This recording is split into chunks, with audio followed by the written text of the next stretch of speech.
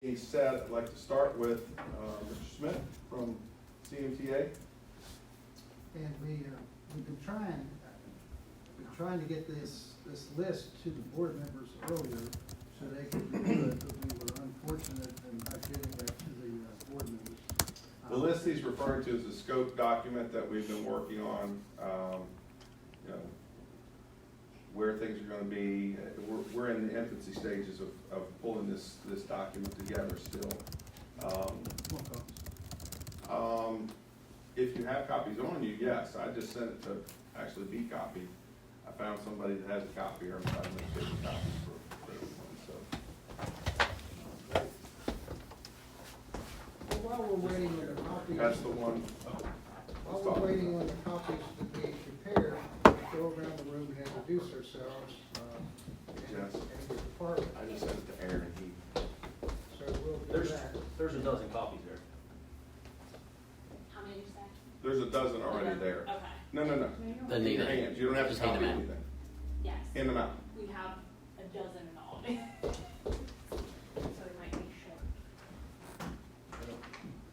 We'll make sure that, As long as the board has them. Thank you, Mr. Bibb. Yes.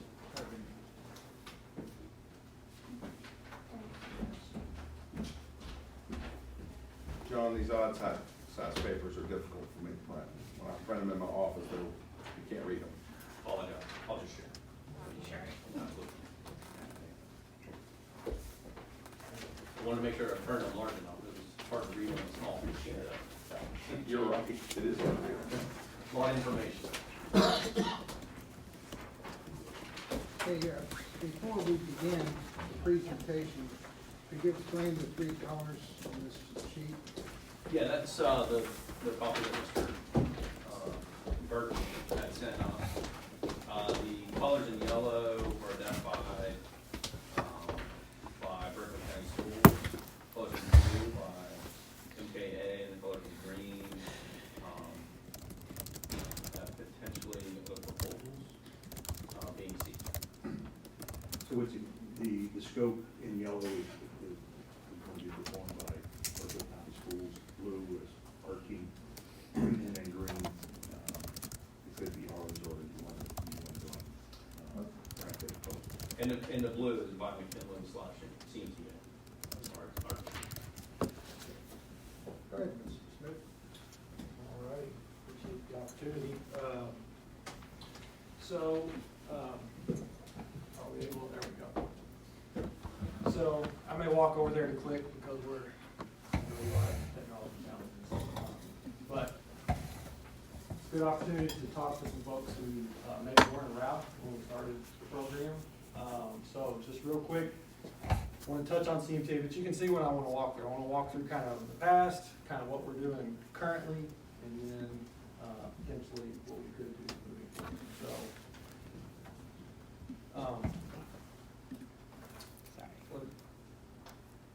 just press space bar, does that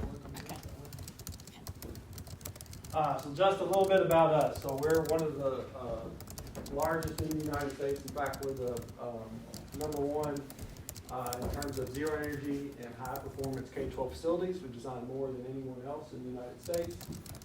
670 employees. All the little green dots are office locations.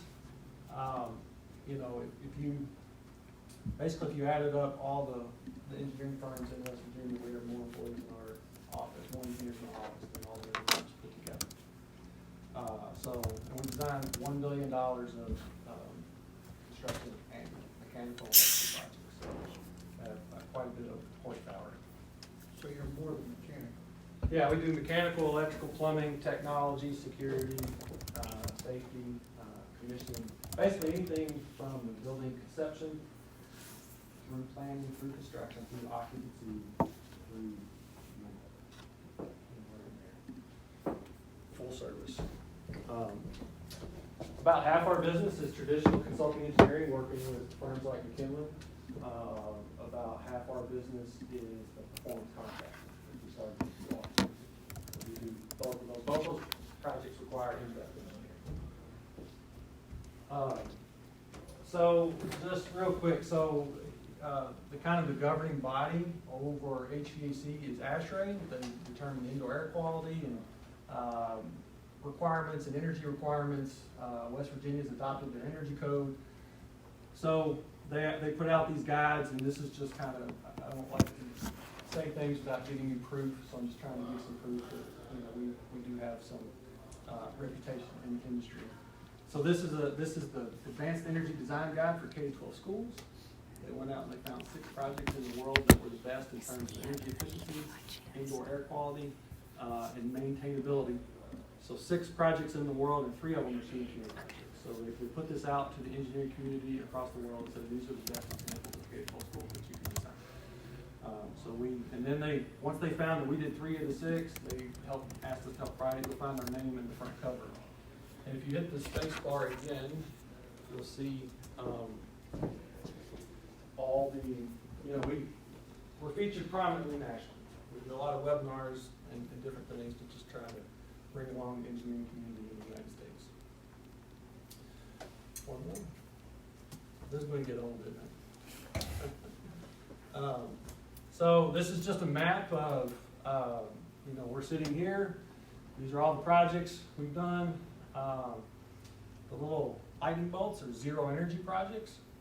We've done the only solar powered zero energy K-12 school in West Virginia. That's in Petersburg, that's Grant County. Had a very unique utility rates. We can talk about that and why we haven't done that today in Berkeley County. Just kind of an example of the body of work. Any questions on that piece? Okay. So I want to talk a little bit about, you know, what we've done since 2015. So, and actually we met at a conference. We were talking on zero energy high performance schools, and Berkeley County staff came to, at that time, Louisville, Kentucky, and said, hey, we're interested in this idea of zero energy schools. Said, how much money do you have to spend on that? Didn't have any money to spend on that. And we said, okay, well, maybe we can look at your existing buildings, and how can we help you with your existing buildings? And so that's when we went to work and kind of looked at all the schools in the district. There were 35 sites, and said, okay, this is the condition of your buildings. Green means the school HVAC is good to go. It's got years left, 10 plus years, 15 plus years. Yellow means it's approaching end of life, or at least some pieces are end of life. And then the red was like you're on borrowed time. You need to replace it. You're keeping it together with duct tape and baling wire, and it's just not working very well, and people are uncomfortable. So that's usually eye-opening for a district of your size, but if you forecast it 5 years, it's always more eye-opening. And at that point, 29 of 35 sites were yellow and red, and Berkeley County only had 6 left in the green. So the idea with the energy project was to try to fund getting as much red off the board as we could. So it's not just an energy project, it's actually let's take capital plan relief so you don't have to go spend bond funds on it, you don't have to do any of that. We want to take red off the board, take these off for the next 20 years and make them green, so we don't want to deal with them anymore. So it's the same quality, the same project you get in a capital project, we just paid for it, still paying for it with the savings that the project generated. At the same time, so we analyze all the bills, we still do this monthly. We're spending about 5.1 in utility cost, add in the maintenance in Berkeley County at 5.7, leave it every year. So at that time we said, well, what are we going to include for escalation? Because these things, this utility is going to grow every year. Leaving the contract, we use 2.5 or 3% to conservatively estimate it, but you've actually been in excess of 5%, and I'll show you that data. So what I always kind of analyze the situation, when you have the option to do nothing, doing nothing is sometimes a choice. But the 5.1 in utilities grows to, just under $8 million in 10 years. So not only are your buildings getting older, you need more equipment, things are getting more and more expensive, growing significantly.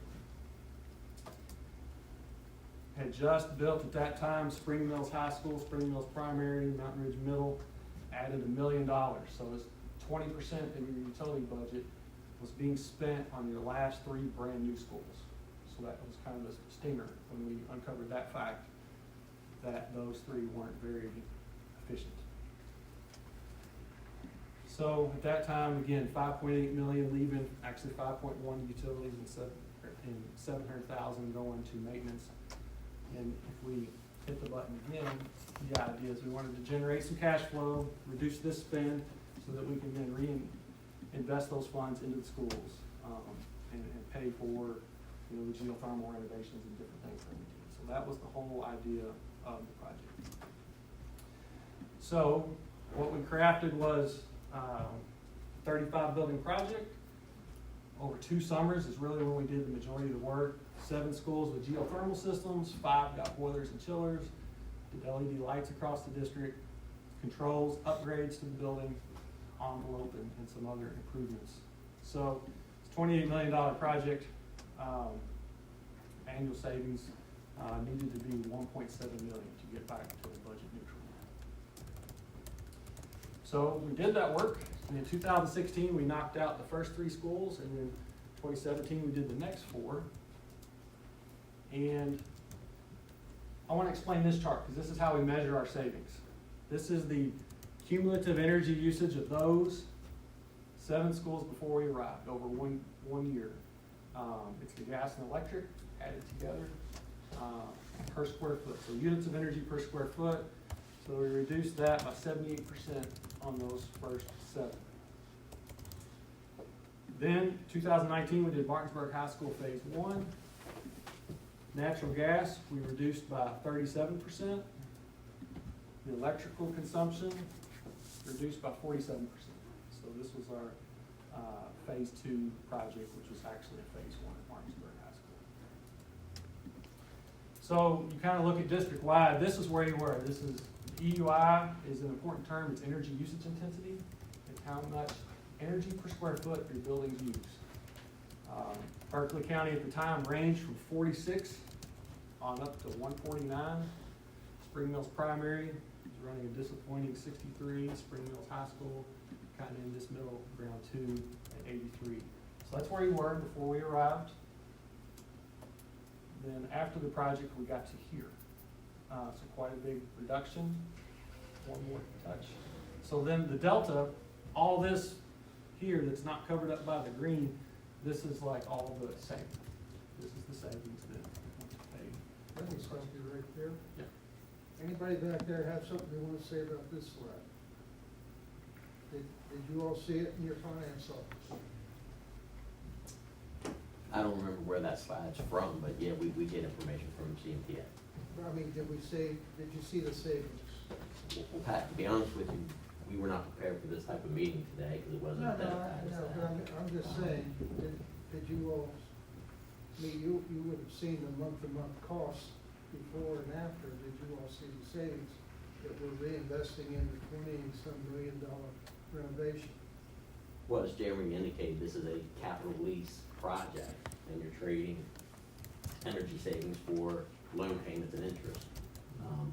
But again, I was prepared to do an analysis today of where we stand, whether we're positive or negative overall. I got some more details that will Yeah. help. Okay, thank you. We'll dive into that some more. Okay, so so as a result of that project, there's the Energy Star program.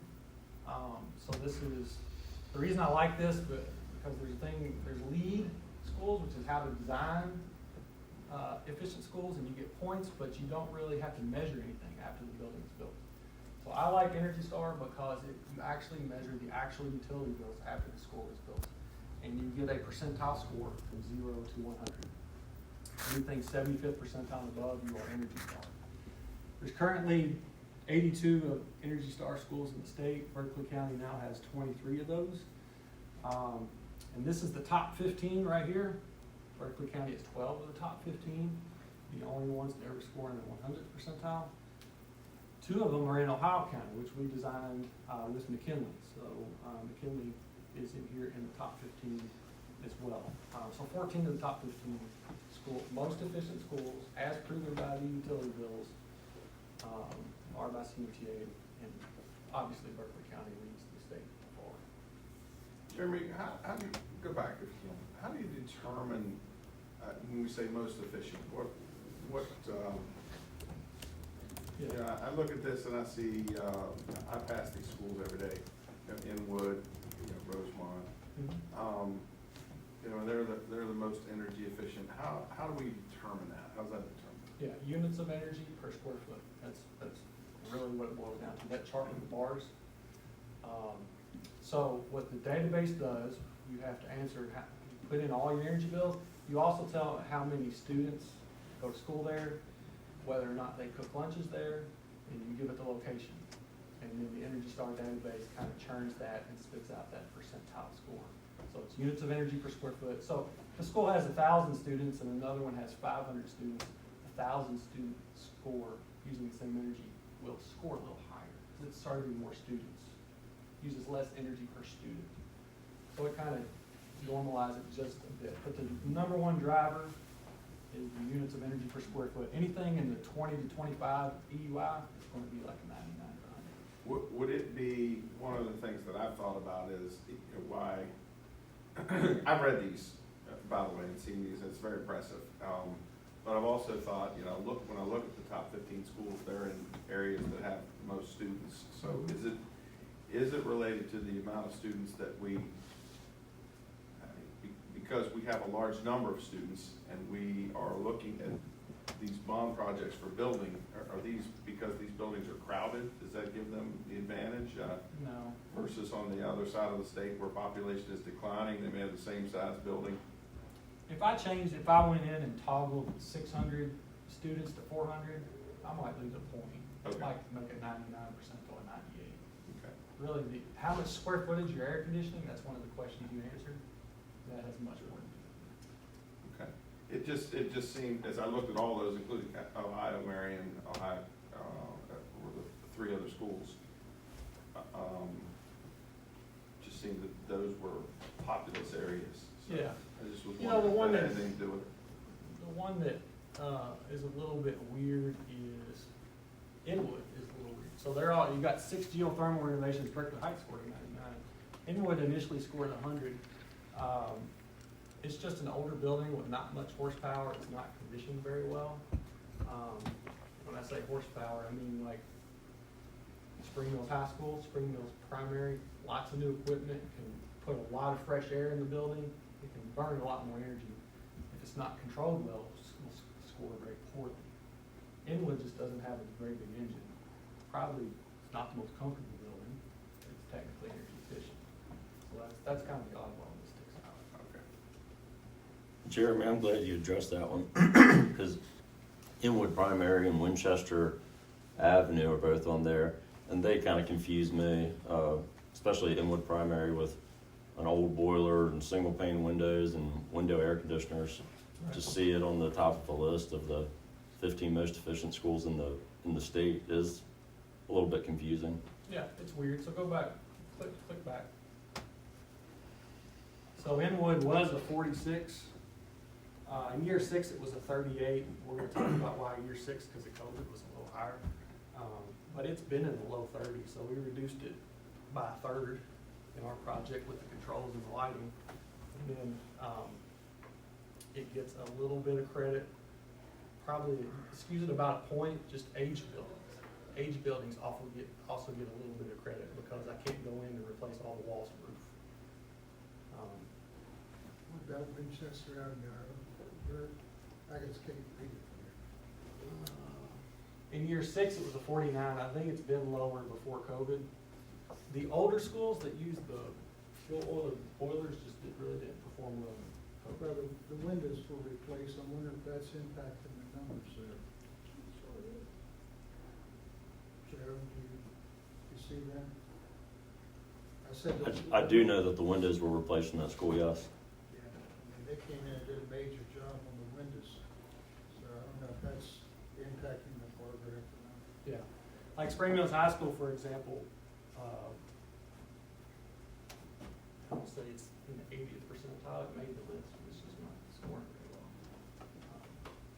We fixed it quite a bit. It was an 83, now it's a 30. We can't quite get it to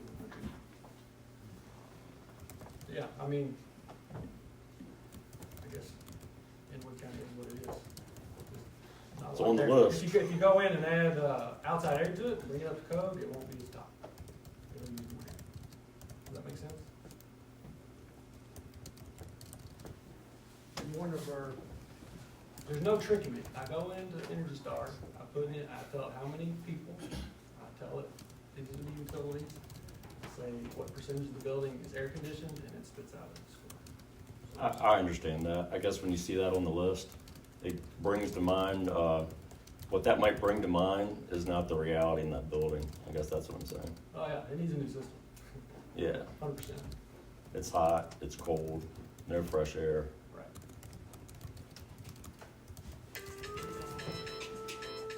So this project's got some good press. This was a fun day that we had a celebration. Go ahead and click 3 times. You know, we got, as an engineer, it's fun to talk to the press. You don't really get to usually work under Ernie. They might let me talk to somebody occasionally, but it's kind of fun to get out and do that. And I think it was fun for the board too. So talking about the savings, and I think this will dive more into what you were getting at, Pat. So before the project, the district in total was using 46 million kilowatt hours. It was also using, I need to introduce a concept here, it's very fundamental to this, the idea of consumption, costs, and demand costs. Commercial electric bills have 2 pieces to them. In contrast to your home, how many kilowatt hours did you use? It's like, how much gasoline did you burn in your car? It's a very straightforward measurement. That's what you pay at your home. Commercial accounts are more complex. You pay for the gasoline, plus you pay for the maximum that your speedometer registered that month. Because in a school, the utility company is providing the engine. So that's why they have to bill you for that. They have to look at the demand in the whole community and how big of an engine do I have to build to provide that. So then if you spike their demand too much, you spike that speedometer, you get charged for it. So we have to manage both those pieces in commercial accounts. So kilowatt hours, first of all, does that make sense, that demand piece? The consumption went from 46 million to 24 million, so, and this is year 6. The baseline, by the way, is the average of 2014-15, before we did any work. So that was a 40% reduction in consumption. The demand was reduced by 23%. So I'll get into what these are worth, but those are just the units of energy, right off the bills. So Jeremy, when we're talking about demand, this, you know, on a very basic level, for somebody that is, you know, hearing this for one of the first times or doesn't live this all the time, we're talking about that part for demand. Is that similar to, you know, can't, in certain areas, you can't water your lawn during the day? Is it, you know, is it when you're using it? That's why they have rolling blackouts in That's California, because exactly. they can't provide enough power from the grid.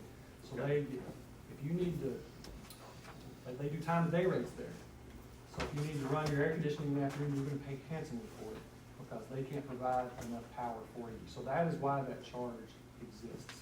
And you have to manage both and understand both. So that, because we're using these schools during the day, we run the risk of hitting them at high times if this was overnight. You're not on time of day rates here. Okay. That was, No, I'm just saying for the demand though. Is it because of the amount, or is it the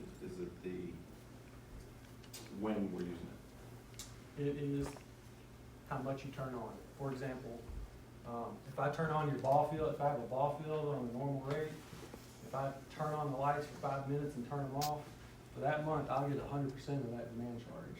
I might get 10% of their, 2% of the consumption charge. If I keep them on and run them, I start to run up the consumption side, and I'll get my normal bill on the consumption side. So demand is turning it on. So for most of the geothermal schools, I set that in the morning and the winter. I'm warming the building up, it's all electric. So that's why we have to manage that process and kind of string it out and do it very carefully. In the summer, I usually set that demand in the afternoon when the sun's out and the air conditioning's rolling. And we have to be smart and keep it really cool, but try not to. What you don't wanna do is, get behind and then max out every air conditioner in the district at 2 p.m. That'd be bad news. We would blow this number. So the ongoing algorithm that we kind of keep an eye on and tweak, we tweak it monthly, it manages that demand. How fast you press on the, I like the car analogy, how fast you press down on the gas is the demand, how far you drive is Any questions?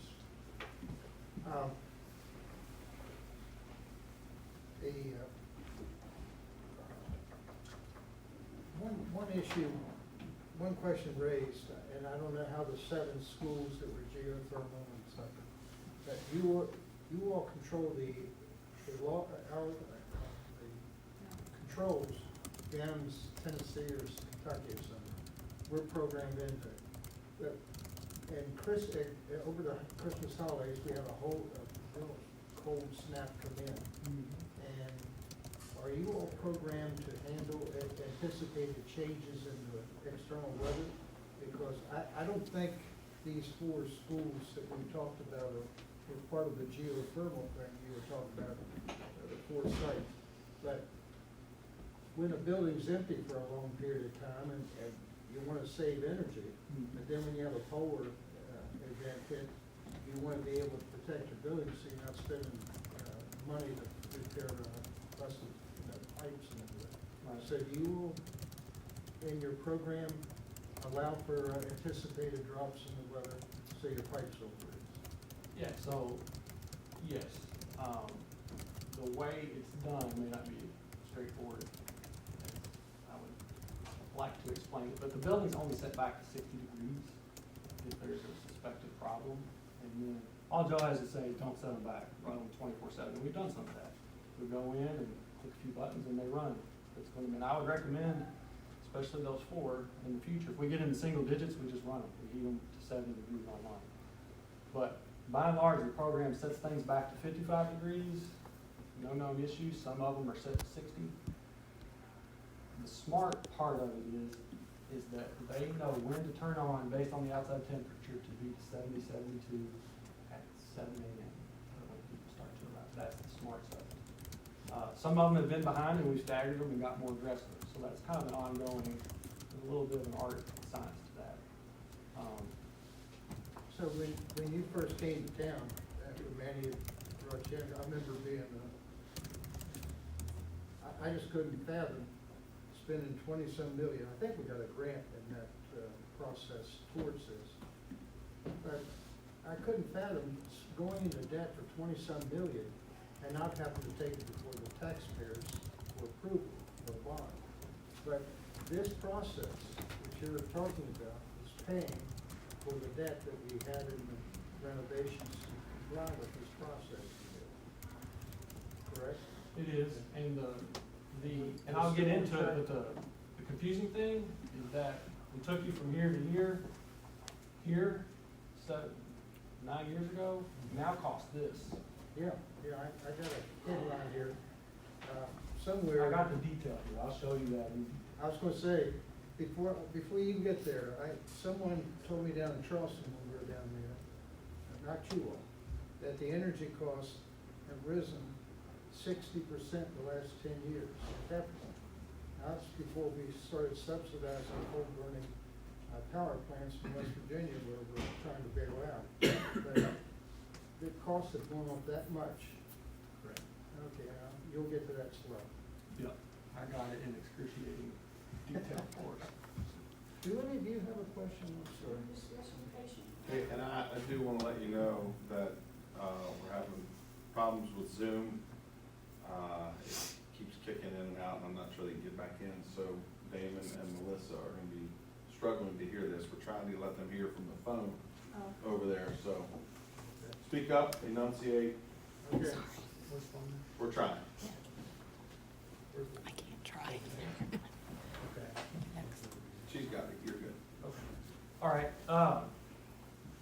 So the overall energy reduction across all fuels, 36%. Heating oil, we didn't save very much in year 6.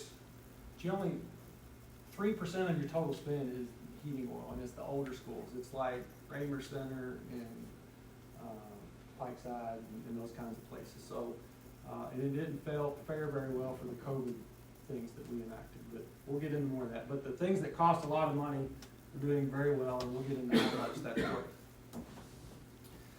And I do want to talk about that 36%. So that was the year 6 reduction, but if you advance one more time, this is kind of the history of that 36%. First year we were under construction, we hadn't really touched all the facilities, we saved about 28%. It went up to 37% in year 2.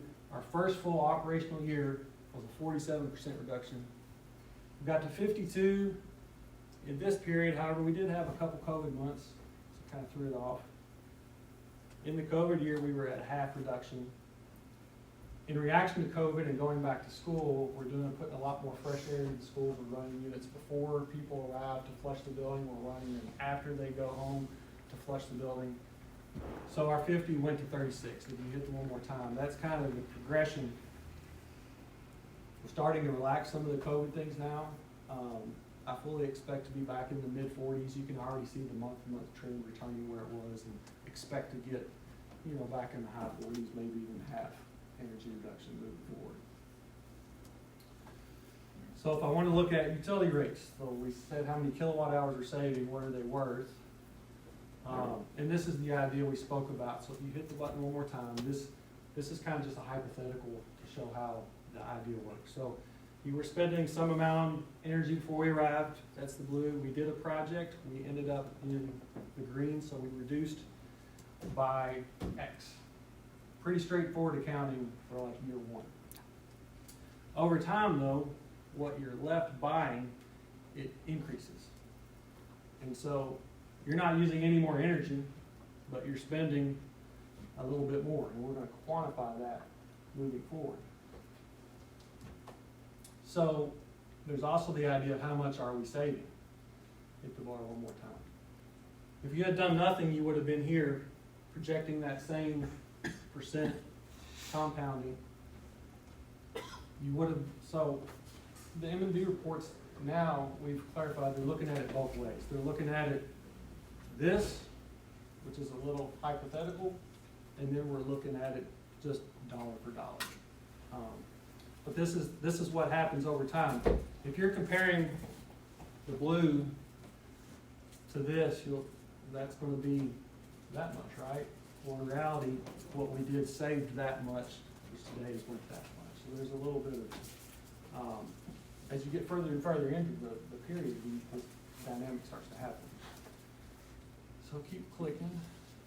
One more. So I want to show you Potomac Edison rate history. This is from 2014 to present. This is the demand piece of the bill. It gets a little bit, you got the demand piece, you got all these surcharges, vegetation management, and different things to add in there, but you get a total demand charge. This has been your total demand charge rise in that amount of time.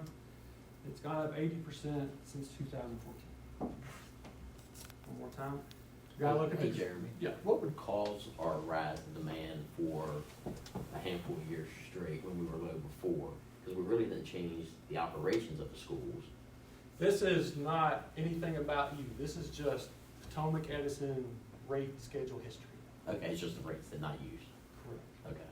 Yeah, so it's a little bit tricky what they, I remember there was an email came to y'all in this amount of time that said, hey, we didn't increase your consumption charge. Right. It's very confusing because they did increase your demand charge significantly, so you got charged more.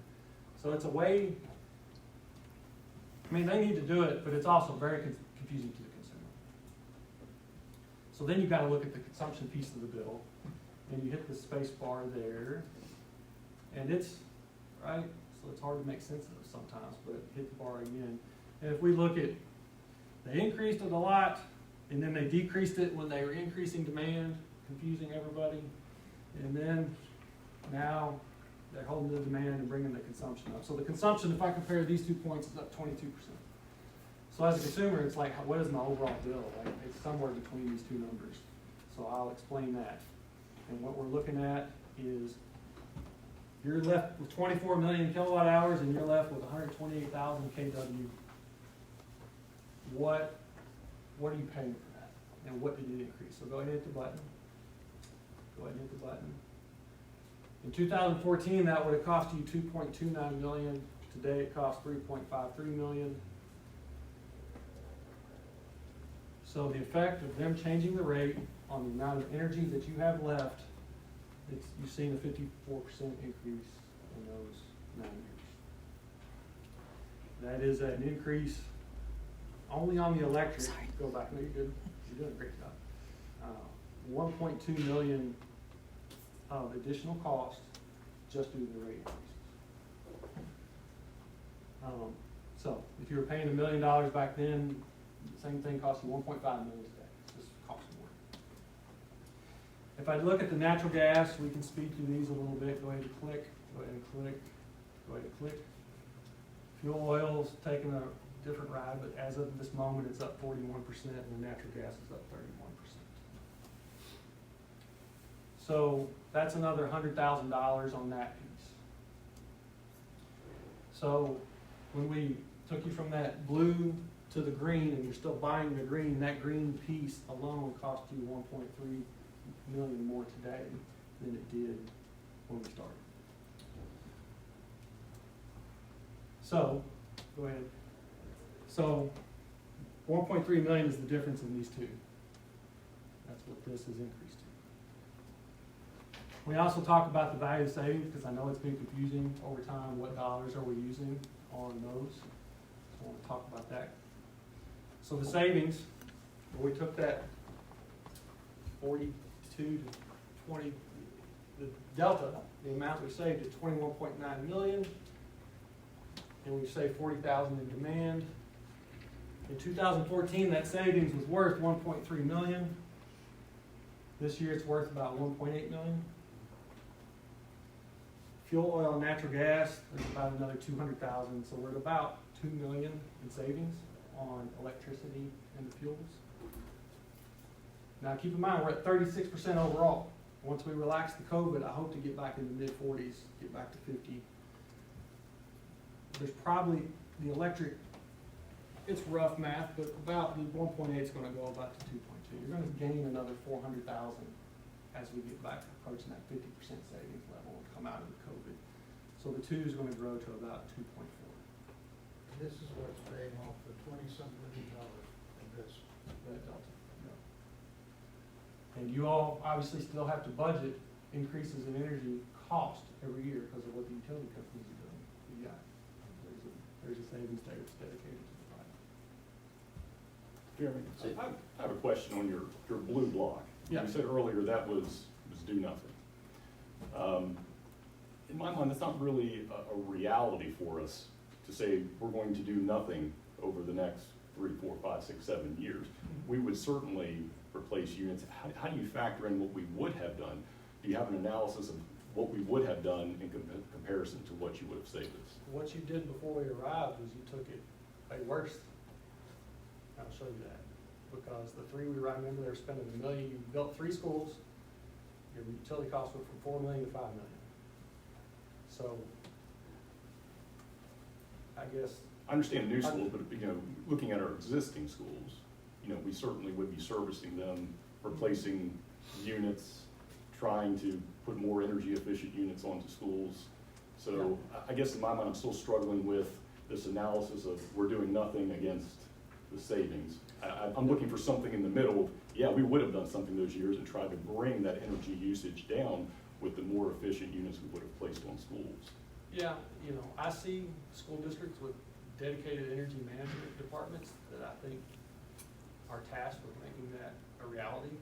And you all at the time were staffed pretty lean. I don't know if you replace a rooftop unit here and a rooftop unit there and don't put it in the program, those savings kind of just go away sometimes, especially the demand piece. So I don't disagree with what you're saying, but there's a lot of unknowns in that equation, and it takes people's time to make that a reality. And just replacing units doesn't necessarily generate savings. I see it a lot. I see schools go the other way. The units that we're replacing, the rooftop units, or if we put them out on the pad outside, what's the life they only last about 20 years, you said. Yeah,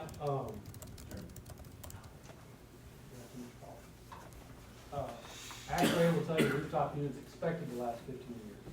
15?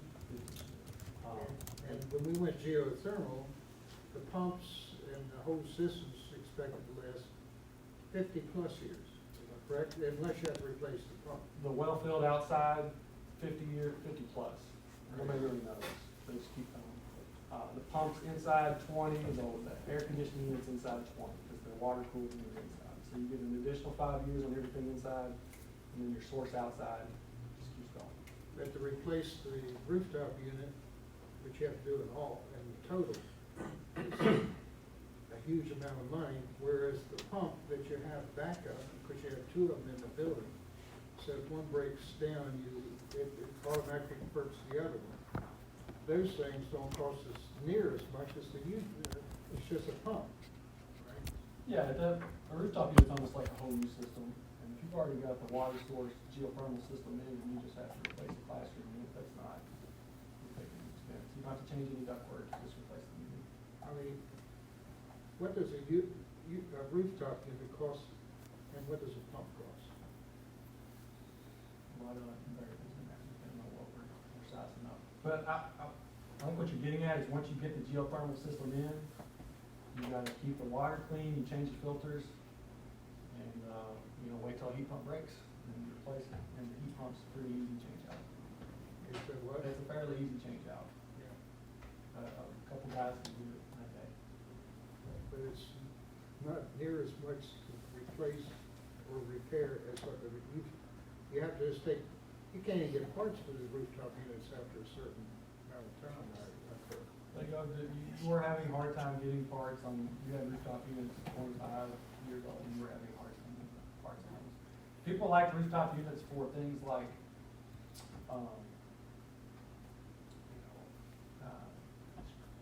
strip malls, doctor's office, outpatient facilities, because it's all about first cost. And they want to get rent, and they're not necessarily looking at life cycle costs. That's why rooftop units generally get put in, is because of the first cost. I've interrupted your program.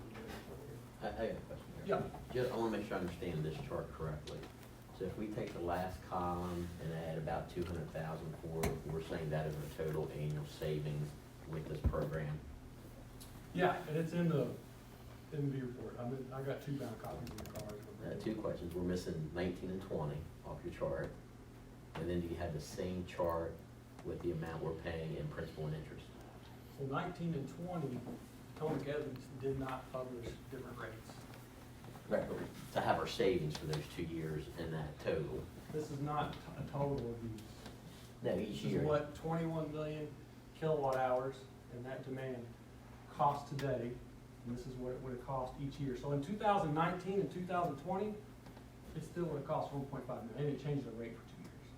Well, then I gotta understand your chart then. So in 2023, are you saying we saved 1.8 over what we would have spent if we've done nothing? Correct. And you had 200,000 for the gas, and so that you're saying the 2 million is what we would have saved, Correct. but you're telling me it's not what we did save? Yeah, it's what you say. It's what you would have had to pay Right, the utility. so- If you were still burning this in your schools, you would have paid the utility company this amount plus the natural gas that you're. Right, so if you take that chart and add our principal and interest payments to it, we should be able to see whether we saved enough to pay the principal and interest or we didn't. Yeah, Okay. the program also has the water in it. It also has the Well, maintenance. water's savings. not gonna be 100,000. Right, yeah, it'd Okay. be minimal. You also have the maintenance savings from the LED lights. Right, 600,000, 700,000. Yeah, Okay. correct, yeah. That's Right, what so I'm if we saying. add water and then add the supplies, we'd have a good number to start with. Sure, Okay, and then if we put the payments on the other side, we tell where we're under. yes. All right. But to match Jim's point, the total savings is still based on us doing nothing. It's based on if you didn't do this energy project, you went and renovated those schools without us involved. Okay. Did you do a slide, or do you have a slide later that's got the payments of principal and interest with it? I do not. Okay. So, all of these are in what's sent monthly and the bound report we send yearly. So hopefully these aren't. Can you update that slide with 19 and 21 for us? Okay,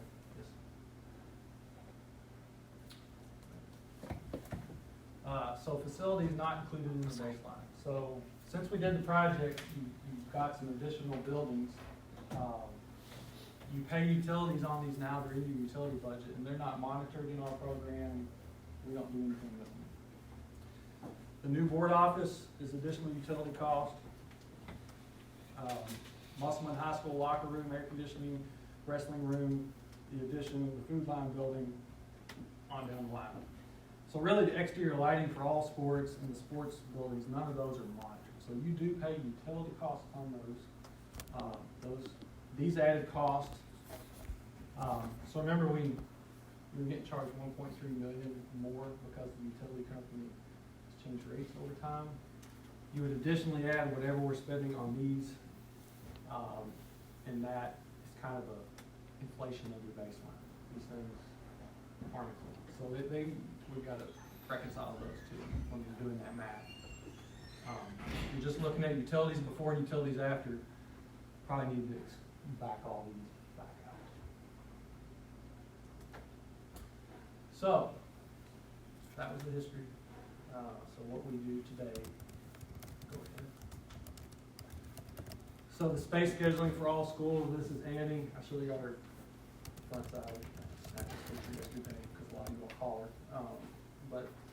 We have two different people in the office that did 3,884 space requests in the last year. So that's like, hey, we have an impromptu board meeting, or hey, we have more basketball or whatever. That's all put in there. We do the monthly utility summary to occupants that goes out to the principals. We do the annual gift cards for the winning schools. There's an outliers report. Goes to Joe. Joe initially asked a good question. Why are these 5 schools different this month than they were a year ago? And so Dave Spurrier in our office goes through and does an analysis. Like anything that's more than a certain margin out from last year, he goes through and analyzes those, pulls up the trends and says, here's what I think is going on. And then we share that with Joe, and if we need to investigate, we investigate. Capital planning, project assistance, that's all. Budgeting, system selection analysis, that's all included for anything you all want to do. Leading up to the bond, I was helping provide some numbers. That's all just included. We don't send any bills for any of that help. Certainly on call for anything. I think Dave welcomes the opportunity to help Joe. He likes the challenge of figuring things out. So we'll do remote programming, and really the only time we charge, and we don't always charge, but I'd like to be a good partner. But if we have to send like people that are going to touch things, turn wrenches, do some wiring, that's not included in the contract. And sometimes you need some controls help or something, maybe you didn't get a good quote, we can come in and do those things. So that's what we do today. So moving forward, potentially. So, I think we're going to get into this, but you kind of have 2 buckets of projects in my mind in this, what we're looking at in this whole pie. You've got the traditional capital new schools, kind of the traditional process that we want to march down. And you have an option on the HVAC projects and some of the renovation stuff to do those through another performance contract, if you wish. So, this is kind of a graphical depiction of the traditional process. You have a contract with the consulting team, contract with the contractor, and then the controls. You have to take competitive bids, you have to take low bids. The controls work is typically very kind of deep, and the mechanical is very kind of deep. In the performance contract, we get to, once the engineer is selected, we get to invite people to bid the project. We can invite pre-qualified. We don't have to invite everyone, and we don't have to do public bidding for that either. We like to get local bids. We like for the local community to be involved. But at the end of the day, if somebody's been servicing Berkeley County schools and doing a great job, and they're $500 more, in this option, we can just use them. You don't have to do any other justification. So there's some flexibility and some control that this gives you. And go back, please. On the right, once you cut the ribbon, and then a year or two down, after you cut the ribbon and you're using the building, and you start having problems, is it your problem, or is it the person who built it? Yeah, it's Berkeley County's problem. Berkeley County. On the left, if you have the guarantee, what does GT stand for? General trades. Oh, ceilings, general trade, okay, I was sitting there. bulkheads. Okay, but you're saying that on the left, if you cut the ribbon and 2 years down the road, you have a problem. And this is guaranteed performance. The person comes back and fixes the problem, am I correct? Yes and no. We're liberal with what we will do for free, but if, a unit just breaks in year 6, that is on the client. You know, there is typically a 2-year, everything warranty bumper to bumper, and then after that, if you do get into repairs, that is on the district. Hopefully we reduce the need for that in the project, but yes. But there is a responsibility to tune, optimize, control, that's ongoing, and certainly the relationship is ongoing, and the advice is ongoing. Pat, just to clarify, I heard you say the word guaranteed. I can't hear you. Just to clarify, I think I heard you say the word guaranteed. Moving forward, this is not a guaranteed energy savings contract. These are just savings we'll have through energy efficient projects. There's no guarantee, there's no loan or lease to pay back as in our prior projects. I just want to make sure you understood that. Yeah, I understand.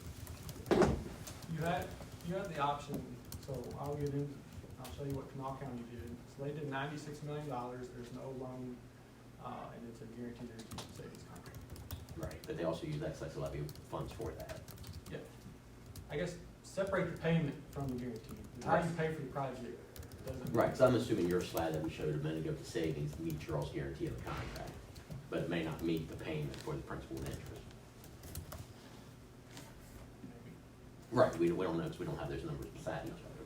But your slide is, and from your perspective, from CMTA's, met the obligation in the contract of savings annually, right? Correct.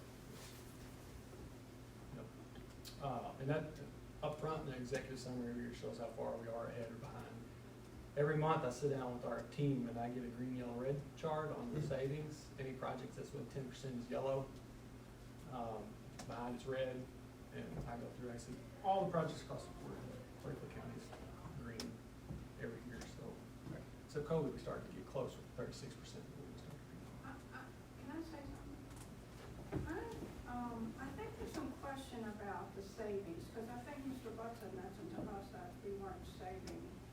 We went in a hole last year or something. No, I never said that. That's what I said is the savings on his chart, when put against the payments we're making, in some years, we're spending more in payments than what they're savings. We're talking about two different conversations. One is, he's met the guarantee of his contract, but yet we're paying more in these payments and interest in addition to their savings. And that was my point, and that was a couple of years ago. We haven't looked at this in a while. Yeah. Yeah, we still have $17 million to pay back. I thought we concluded it was budget neutral. I think initially, early on, I used the language excess savings because we met our contractual guarantee and then some. But excess savings were not showing up on Jim's bottom line because they were getting absorbed by all the various factors that we spoke about. And I think that led to confusion because I met my guarantee and saved additional. I probably shouldn't have used the term excess savings. I should have said we met our guarantee plus some or something of that nature because they weren't showing up on the bottom line. They were getting absorbed by utility rate increases and other things you were adding into the baseline of new buildings. So, Jim, did you have a comment to make about that? Well, no, again, because we didn't have an opportunity to prepare for any of this, but it would have been easy enough to give Jeremy what we're paying each year and put that in the same slide. And just gives a perspective on what we're paying with the savings and what we're paying in additional top of that 4 years where the payment is more than.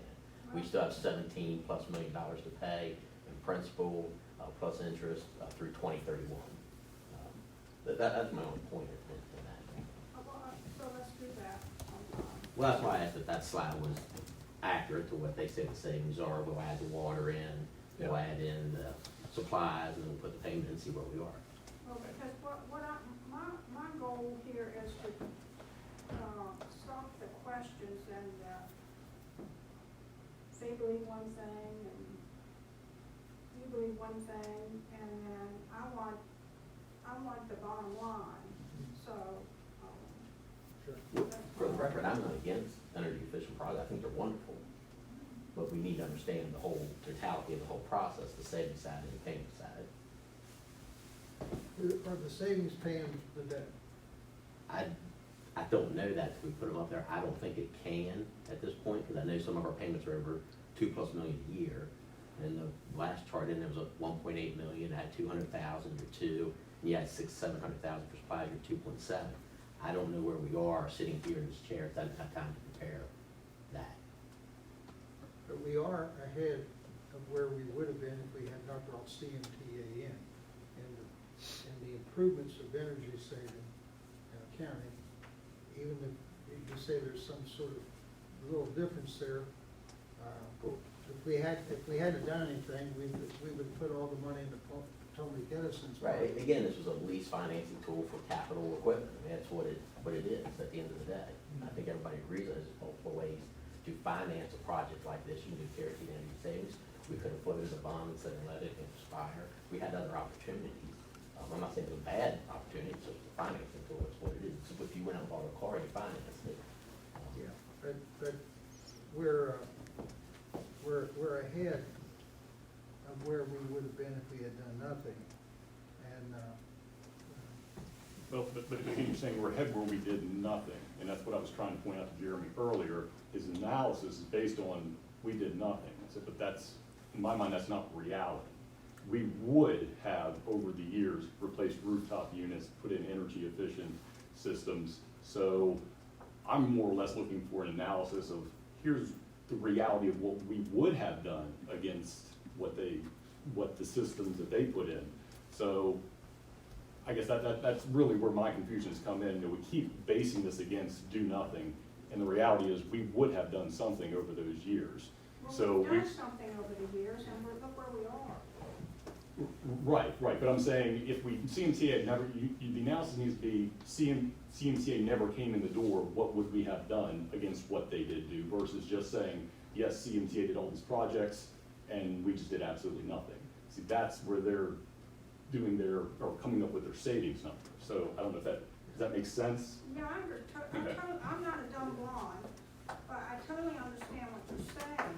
But we have schools out there, and pardon to any blonde that's listening, we have schools out there that we haven't done anything with, and we're suffering big time.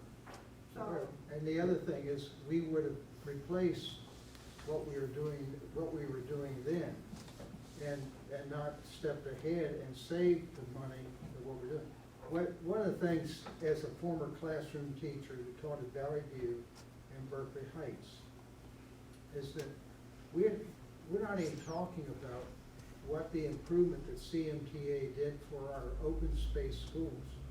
We have classrooms that the air quality is better, the light is better, the atmosphere and noise level has been reduced because we took open space schools and put walls in. I didn't see us putting doors on classrooms for security, for noise reduction, for a more positive learning environment. When we went with them, this was the first time we were able to put doors on classrooms so that children were not looking around at all the activities going on around. And I didn't see it when we were in the old frame of mind, we have to replace the roof unit. That didn't improve the environment. We didn't have heating controls for classrooms like we do now. We didn't, and all those other things. So on our old route, we were basically doing the same old. Whereas when we brought them in, we brought in major learning improvements to the classroom. And that is not a dollar amount that you can compare before and after. but it is a environment that is improved for our children in which to learn. And I think that if we'd stayed on the old route before they came in, we would have never gotten to the point we are now in those Valley View, Berkeley Heights, Opeka, Tuscarora, Rosemont. Rosemont, thank you. And those 5 schools had a major turnaround in environment to teach the children. Now, we have to make sure that the challenge to increase the scores there, but that was a major improvement. We failed, and I asked Dr. Murphy, and I'm not throwing stones at him, but I asked him, we need to have a big event on the last door that we put in these open space schools. We missed that opportunity. That was such a major thing, and a lot of the parents whose children went to school in the 70s and 80s and 90s in those open space schools, it was a travesty what we did to those children.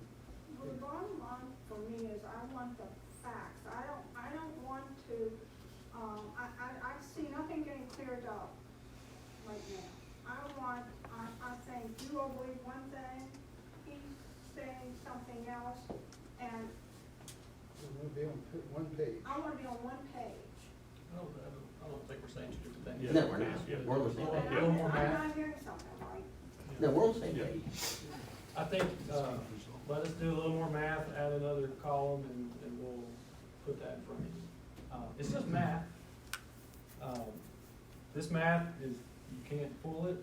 Jim's math, you can't fool it, and we'll just put it up there and see where it Well, comes out. I had another concern, because I think Mr. Burton has concerns, he shared with Mr. Murphy and I about, not being able to get switches, equipment, and if he did get the equipment, it was twice as much, a switch that cost $295 is $125. Am I right, Joe, what you said? Well, what you're speaking of goes beyond CMTA. It was just a reference to some of the materials that are used. Yeah, but that's not what you Sometimes in said. your higher tech applications, lighting controls and things like that seem very impressive. When it costs 5x or 10x the cost of a typical switch to replace that, what I see is how much did we save in electrical use for the lights coming on and off over the period of 3 years that lasted versus what it costs to replace that switch. And with modern lighting, I don't buy into it a lot. I mean, I think LEDs are the best thing we've ever done. But in many cases, I believe you could leave them on 24/7 and come out ahead as compared to replacing some of these expensive controls. It's not necessarily directed at CMTA, that's in general some of this high-tech equipment. Well, I mean, I come from a place where I'm looking at cost and ease of maintenance as a big factor in what things truly cost over 30 years, not just reduction of utility bills. Well, let me ask this question. Yeah, I'm finished. I just want to close it and say Okay, Can I- do we have, go ahead. In our project, we did not change lighting controls. So we didn't, any of those occupancy sensors in the new schools, those were what we did was put in LED lights. There's a trend in the energy code to push you to fancy switches and dim the lights based on what's your outside. That's a trend that has happened in the industry, and you get pushed into it by code. Saves energy. I don't like it, and I'm an energy guy because I like simple. In our project, we did none of that. We changed the lights inside and out. We did not put any of those fancy controls in. Okay, so, well, my question is, we have a contract that says you're going to deliver this, but we have to abide by that. And I just want to make sure that we're not, if we make modifications, switches or anything else, we're not violating our part of the contract to save the energy. No, it would take a lot more than that. When you go to LED, you save 90% of the energy, and you add occupancy sensors and stuff, you save like a couple more percent. It's really, in my case, it's not worth it. But it wasn't your doing to put those switches in there. Those were all, we've not designed any very limited, it doesn't work in vehicles. Well, the example was lighting controls, but the statement is a little broader than that. It's, as you go to some higher tech equipment, you run into this problem of some specialty knowledge to maintain it, a high cost sometimes to replace it, and sometimes difficulty getting the same thing. That was what my statement was about, Jackie. It was, the lighting controls was an example. It's a little broader than that. And I think it just, it's something we have to take into account, that whole equation. You know, there's the initial cost to buy equipment. There's the amount of energy that it uses over time. There's also the cost of maintaining that equipment and replacing parts over the years. I remember something, not at that same conversation, I remember something about Potomac's kitchen, but I don't remember what the complaint was about, and I'm not going to that very well. You go ahead, sir. Thank you. Chairman. And to Joe's point, an integral part of every project that we do will be sitting across from Joe and his people, plans on the table, and talking about what we want to do, what systems are going in, where the valves are located for the bathroom, maybe they're in the hallway so we can get to them easy, like just all those things get worked out in the process. It's not like you lose that input. And you had a slide earlier of the services you provide. I don't want to go back to it, but Joe's in a position where he came in. Do you have a dialogue with people when we replace somebody with somebody else? I do. I'm on my third Joe. So you'd be ready for the fourth. Say that. So, You'll give Elena a heart yes, attack. as much as Joe's a smart guy, he's in charge of a lot. We're on call as he needs us. I told him what we're capable of, and he knows, he asks us from time to time. And I think as we build trust over time, he'll call us more. Okay, thank you. Okay, so traditional capital project, this is just another way to illustrate architects, engineers, commissioning, and your contractors. Go ahead, the performance contract looks like this. So this speaks a little bit to the point of the do-nothing approach. So, and by the way, we have baseline data, I think on 13, 14, 15, and it didn't significantly change. And I don't know if any work is going on. I think the value of this process is we touched all 35 in 2 years. If you're doing them on your own, you might touch a couple a year, because it's just a lot. Right. So I think it is kind of like a catch-up process. Certainly, given enough years, could have gotten there. But these are the four you designed before we arrived. This is what we designed when we arrived. This is that energy usage intensity, units of energy per square foot. And unfortunately, that was about 400,000, it really was wasted. Could have been designed and done better. So this, again, it's just about managing risk. This is the broader picture in West Virginia. Lots of people building lots of nice school projects, thinking they're getting the next most efficient, shiny school, and really doesn't compare to what we're doing and what Berkeley County is doing. You got Berkeley here, Morgan County, Ohio County. Keep in mind, these are all brand new projects with brand new equipment. Kind of plays into why Inwood's so efficient. It's got window shakers. You can't screw those up. These have a lot of nice new equipment that you can really get overcomplicated and not run it properly. It can, for example, provide heating and cooling to the same space at the same time and fight each other. Like that, you see those kinds of things. So, for the HVAC renovations, if you wanted to, you have the option of doing them as a performance contract. Why would people ever consider that? One, it's a turnkey project. You get one contract. That was that chart we looked at. So the firm, in this case, UMTA is responsible for design, construction, warranty administration, all of that. The subcontractors and vendors, you can select them on quality instead of low price. The West Virginia Department of Ed has a $25,000 threshold for construction. Anything above that, supposed to be publicly competitively bid, and you're required to go with the low bidder. You can provide a sole source justification for certain items, things like maybe fire alarm or security to keep the same system installed. But for major construction projects, you really, if you go the public way, it's the low bidder.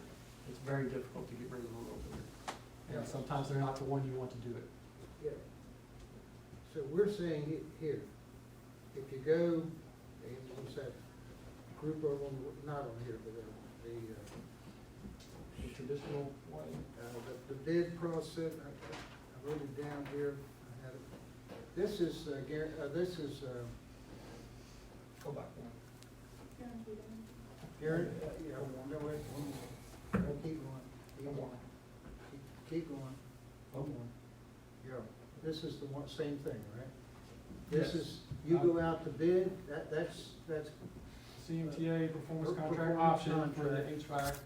and the other is, you just go out and you have to take low bids, you have to, you have somebody from, Ohio come in and they have it $500 less than, McGinney's locally, you have to take the $500 low bid thing, You can get rid of them, you have to take the lowest qualified bidder, yeah. or you lean on your consultants to help you do that, but sometimes that gets hard. Yeah. Of course, we're involved we're there walking the sites and trying to enforce quality as much as we can, but, you are at the mercy of the low bidder. Okay. Keep moving, we're nearing the end, I promise. Yeah, number 3.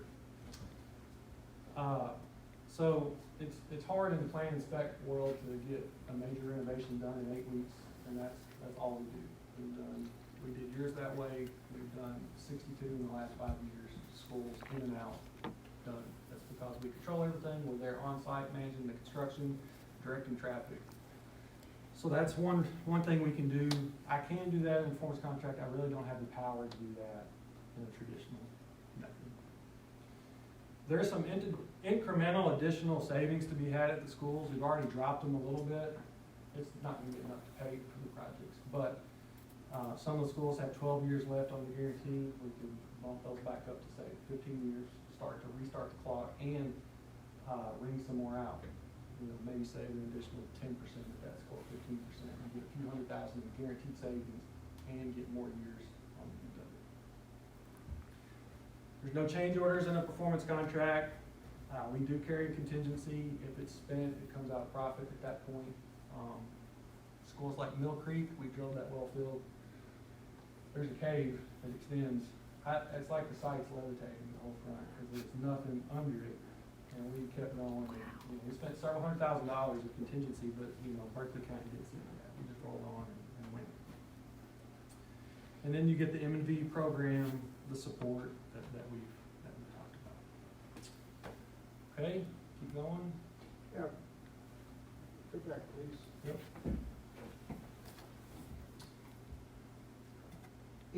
If we are sitting here, and I was just looking at the yellow areas on the thing, if we're sitting here and you're doing a site project, and we say, well, we're gonna use, okay, I agree, fencing, and that's it. But let's say you're in the building with your subcontractors doing the work, and we're gonna do something.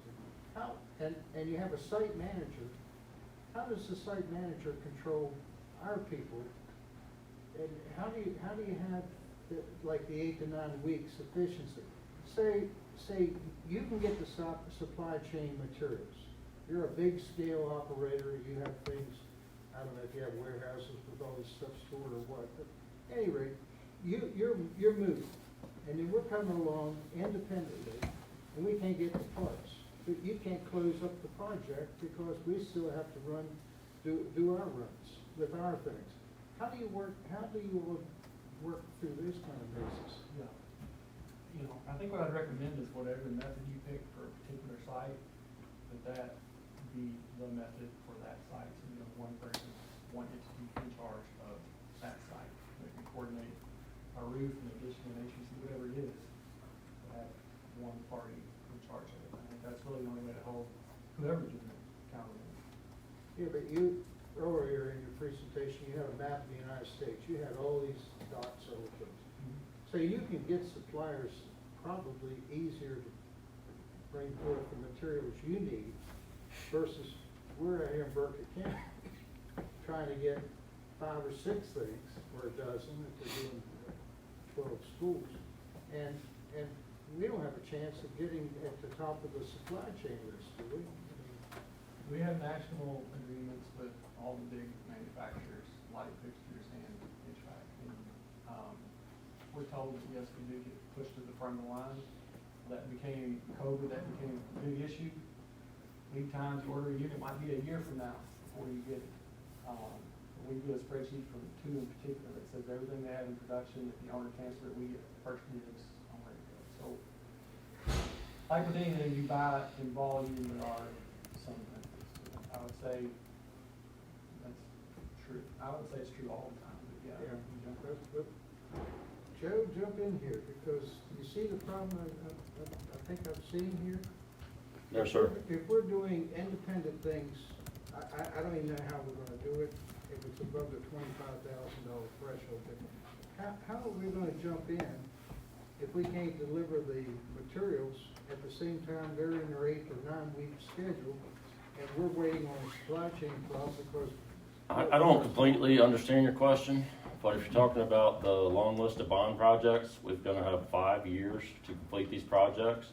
They would be put out to the RFP process like we are required to do, and we typically do, and would be bid on by contractors, and we would choose the most qualified people to do that work.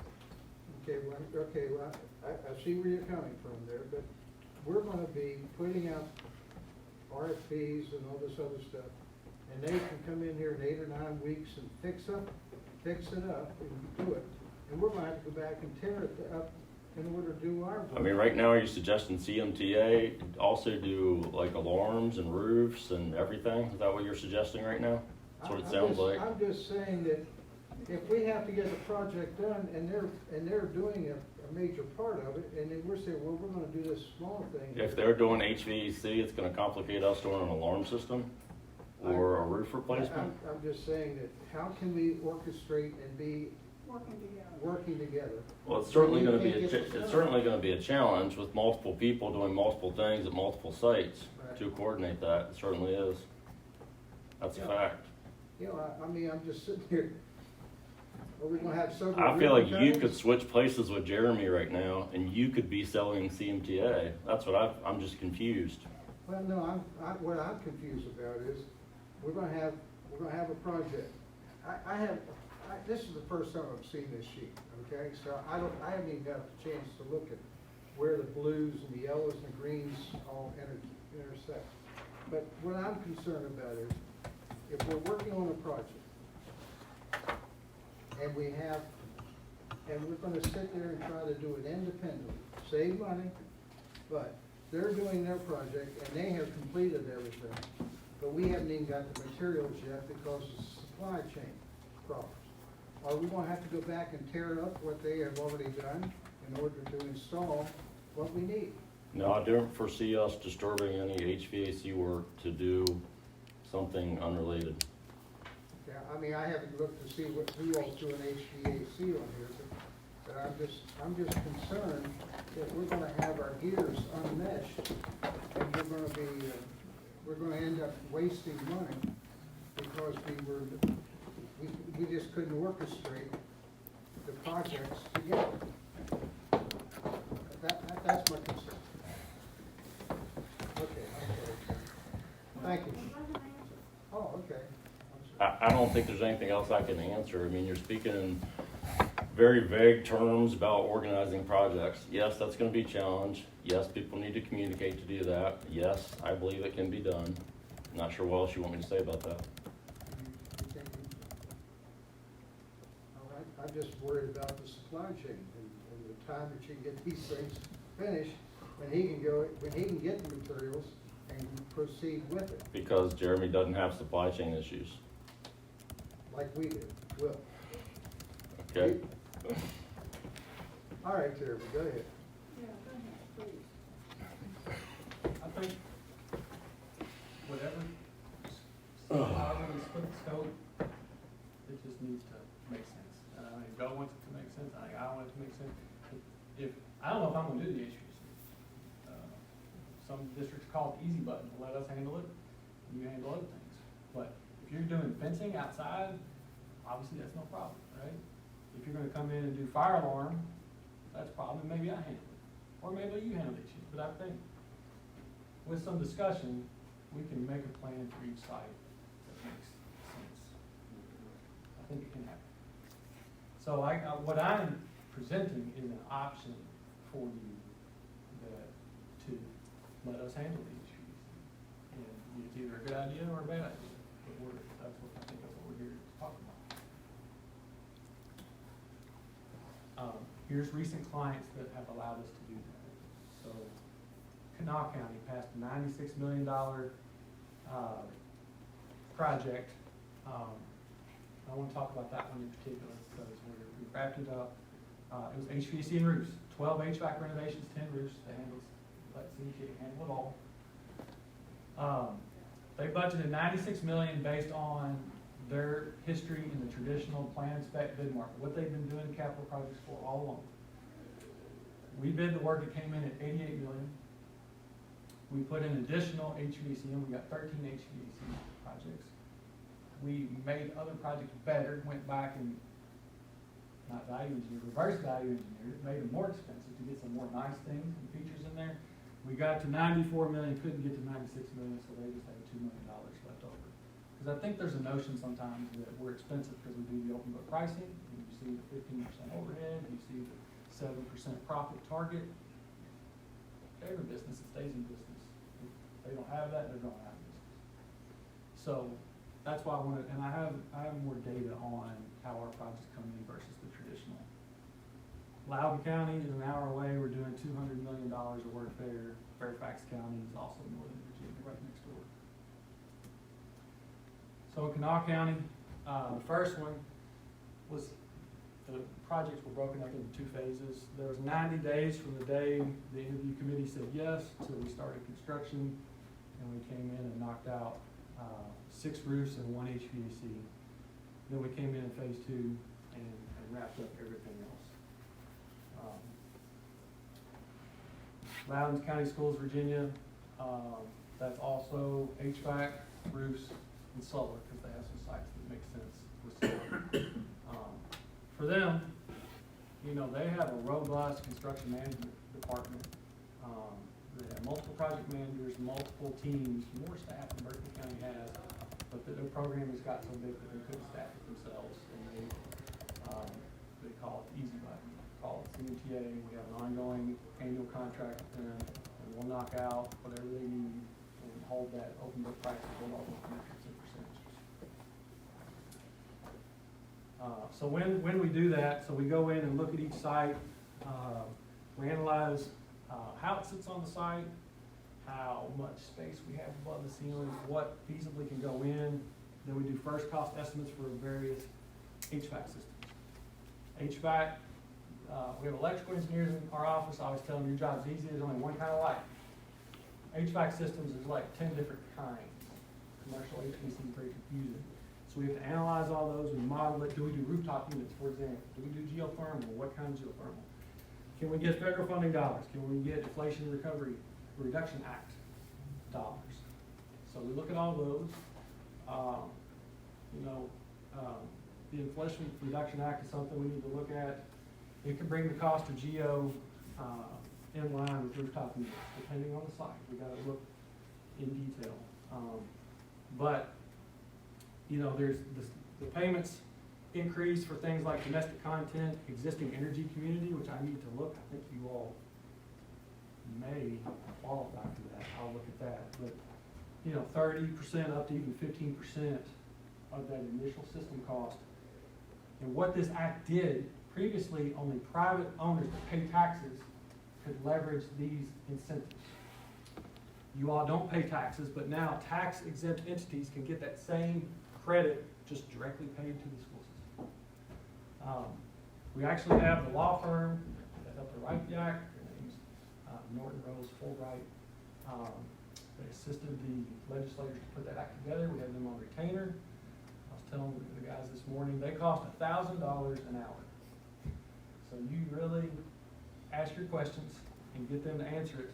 And they can tell you, is my ductwork tax can I get a payment for my ductwork? And they say, as long as it delivers 70% of the year, like, they have all the metrics. So I think you all will benefit from a little bit of the overhead that we spent with those guys. If you hit the button, we have 21 projects using federal funds, actually 10 K-12 clients using IRA dollars in their projects to get geothermal and or solar. So that's something that we can analyze for every site, and put that in the equation. Won't change the first cost, but it will change the cash flow, so it will change potentially first cost available for years 2, 3, 4. We have to do a project to do a payment back. So that's something we can look at. Wait, come back. Do you guys in finance, do you see the advantage of that? Yeah, anytime you get a credit back, absolutely. Yeah, I'm just saying. I'm just making sure, I want in-house advice as well as out there. It looks good, right? Right, again, any rebate, any coupon, whatever you want to call it, yeah, any money back is always good.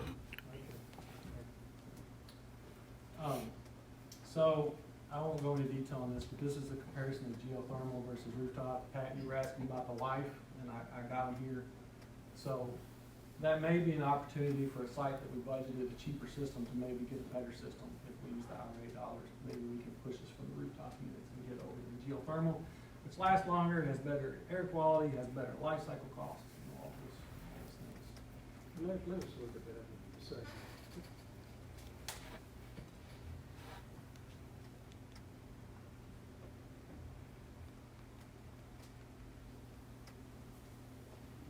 Why do you say something's secure as being the law? What's that mean? Exterior equipment, you know, so copper thieves. thieves. Life cycle costs, could you elaborate upon that? Yeah, it's all factors considered. So geothermal costs more upfront, uses less energy over time.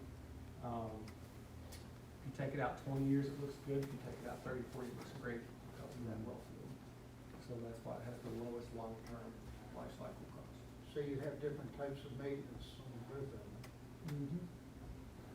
Both of them, you change filters. Geothermal has a water loop to take care of. The rooftop units have outside air dampers, but should be tuned a lot of times. It doesn't have to. And what's the bottom of the total? ASHRAE Advanced Energy Design Guide recommended. If you called up ASHRAE and said, I'm designing a new school, what would you recommend? They're gonna steer you away from rooftop units.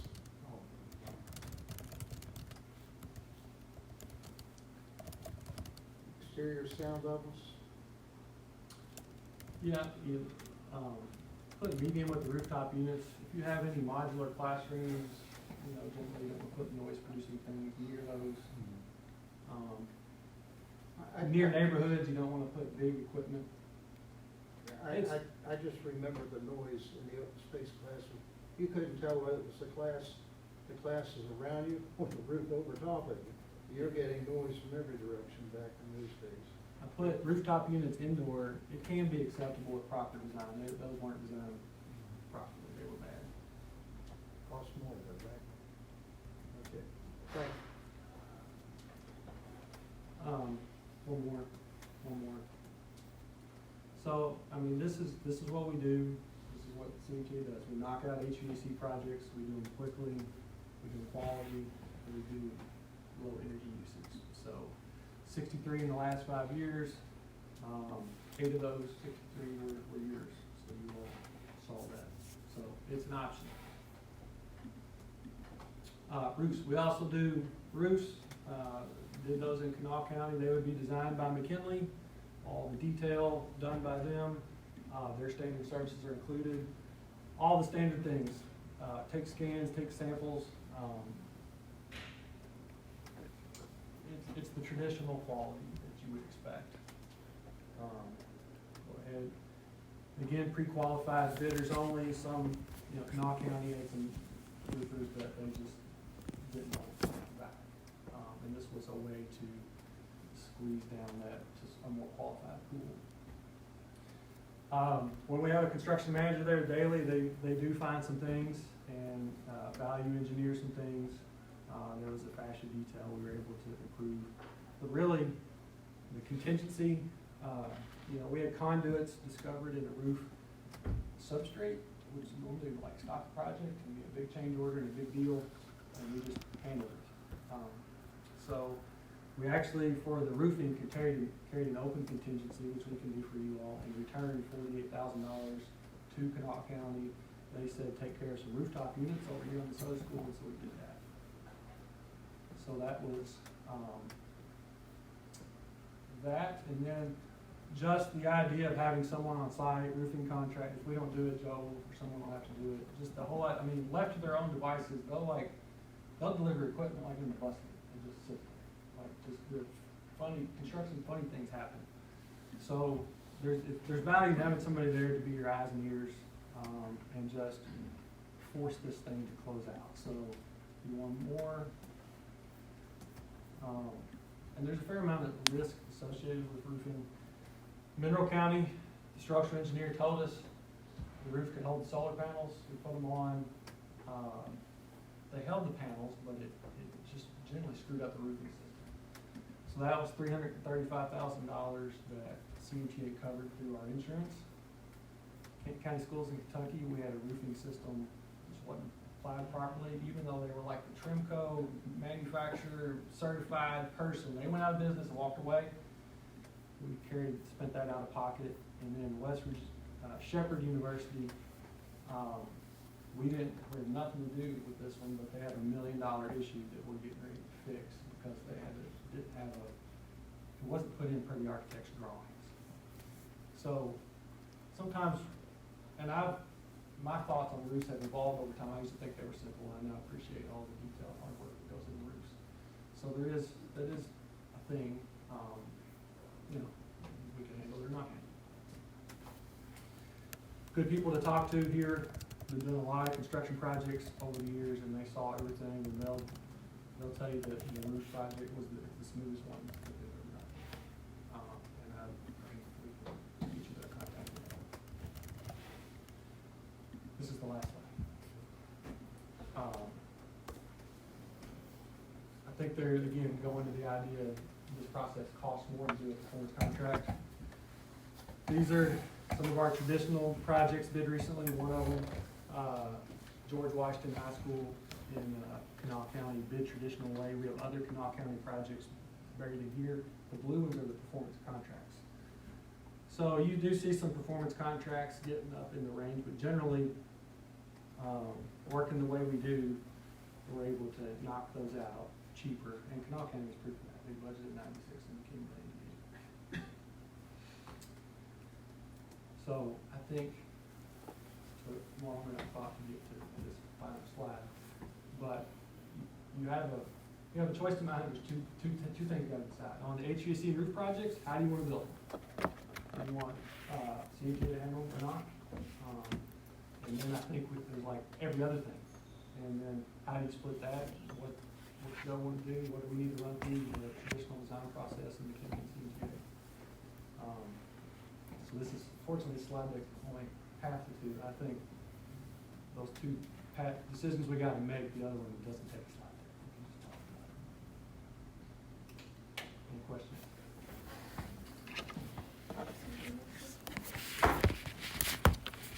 Overwhelming sometimes.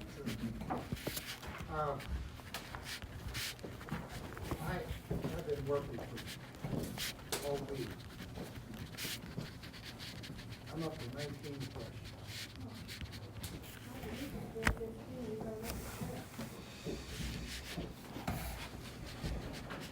Okay. Like I said, this is the first I've seen of this year. I haven't even had a chance to look at it. But my first reaction is when we talked about Berkeley County doing projects, I had the impression we would do fencing. And I see all this yellow. How much is all the yellow in total? Cost? Yeah. I mean, I can't add all these numbers up real quick. This is Bob.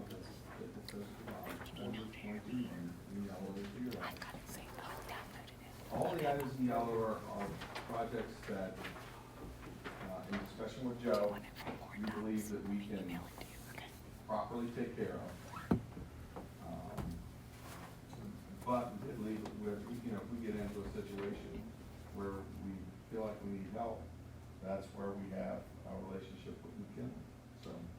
But if we start spending money on a project and decide we need help, it would seem to me like we would have to, it would cost us more because we have to go back and regroup what we've already done and get the help. Well, my first comment, and I mean this with humor and not criticism, but when we first talked about Berkeley County doing projects, I thought we were talking about fencing. And I even have concerns about that, but fencing, and I thought, just now, looking at 22 million, it looks like we're gonna be building fence on the Texas border for Trump. I mean, that's a lot of fence here. Yeah, no, I just, down here at the bottom, when we first talked that, I just thought, well, yeah, we put, yeah, that seems reasonable. But man, we've really gone. Mr. Murphy, if you don't mind me saying, No, this I is don't mind. this I is like a to hear draft this. document that I had no intention of being for distribution in a public board meeting. This was between myself and Mr. Jeffries. This was not to be distributed elsewhere. It was to be discussed in a meeting that's coming up tomorrow. So it's one more phase in a discussion. I was not invited to this meeting until yesterday. I've had no opportunity to prepare for it, no idea what we were gonna speak about today. So I'd rather you don't refer to this document or take it more seriously than what it is as a draft. Well, when I talked to Mr. Stevens, for the record, I wanted in-house staff, as I recall asking for. And I wanted us to work out the issues here so that we're all on the same page. If you're saying that, and I respect that thing, if we need to go in executive session, because I know under executive session, you can talk about pending construction and costs like that, I'm all willing and ready, we have the people here to go into executive session. But I want us to walk out of here. Well, you don't have two of your board members and they can't hear what's going on. Well, sir, this meeting was announced, and we can go in there and put our speakerphone on, one of their telephones. We had a couple people here with the phones, and we'll just call them up and put them on speakerphone. But I want us to walk out of here today with us all on the same page. And I think the three of us are in agreement there. Well, let me interject and say that I don't know that working through all of the projects that we have with the amount of work that we're gonna have to put in on this, we're not gonna finish this tonight. This is a working document, as Joe was talking about with McKinley, that we just started on. I mentioned at the beginning, this is in the infancy stages. This was the very first opportunity for us to provide feedback to them. We've not even had an opportunity to hear feedback from them on what we believe that we can and cannot do. Well, what I'm concerned about, with all due respect to our superintendent, is that this board is the final say, and I want us to be involved and understand what's going on.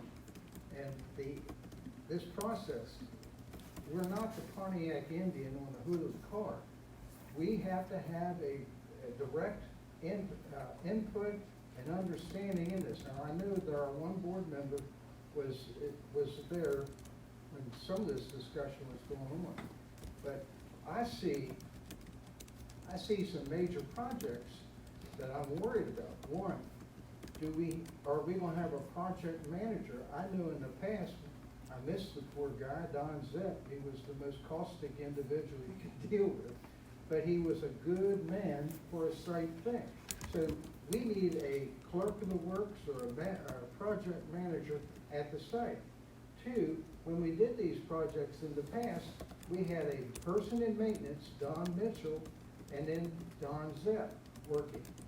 In this, and the scope of this thing, you have to have, as he said, you have things dropped off the site, you have to have somebody at the site ready to do it. to take charge on our behalf, representing us, the board, and this community, to make sure that everything is working smoothly. I don't have any knowledge. I put shingles on the roof. I know they come in weights.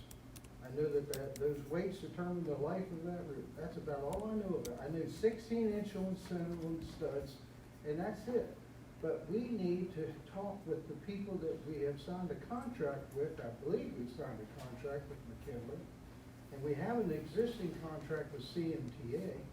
And we need to make sure that people who understand these things will be there to help us and advise us to get the best quality out of this thing. And as one of the slides indicated there, you can have, we're talking about major dollars here, and this is not a project that I think that we just don't have I don't see the people involved in this who have the background and the scale of this thing here. Let me ask Joe a question. Were you saying in this document you're gonna sit down with McKinley and see what we wanna do and then see what they were gonna do? Is that what you're saying? Yeah, so far we've had one discussion about it. Okay. So And this isn't, this is where that draft was formed, which I shared last week, and we're scheduled to get together again tomorrow to continue that discussion.